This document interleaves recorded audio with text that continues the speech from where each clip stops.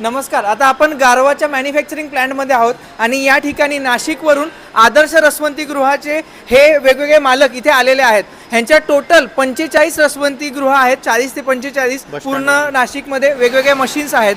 आणि मराठी माणसं एकत्र येऊन कसा व्यवसायात पुढे जाऊ शकतात ह्याचं एक आदर्श उदाहरण आहे. नमस्कार सर. नमस्कार. सर, तुम्ही हे मशीन्स का विकत घेतले आहेत? तुम्हाला काय चांगलं वाटलं यामध्ये? ह्याबद्दल आम्हाला असं वाटलं कष्ट कमी होत आहे आणि लवकर फास्ट आपण साफ करू शकतो ऊस. त्याबद्दल आम्हाला हे आवडलं.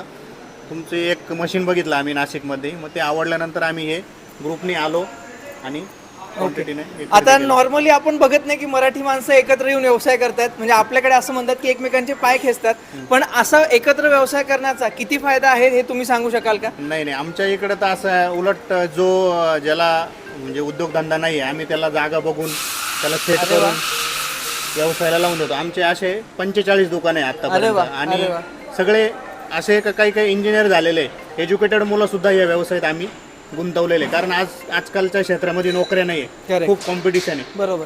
तर स्वतः तिथं 25-30 हजार रुपये कमवण्यापेक्षा इथं तो या क्षेत्रात घुसून लाखो आज कमवू शकतो. आणि हे प्रत्येक युवाने केलं पाहिजे.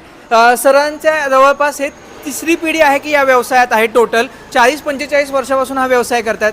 तरुणांनी नोकरीच्या मागे न धावता व्यवसाय केला पाहिजे आणि यातून प्रचंड नफा कमवला पाहिजे. तर तुम्हालाही गारवा मशीन्स पाहिजे असतील तर या इथे पुण्याला कंपनी आहे, इथे येऊन बघू शकता आणि आपलं मशीन बुक करू शकता. धन्यवाद सर. धन्यवाद.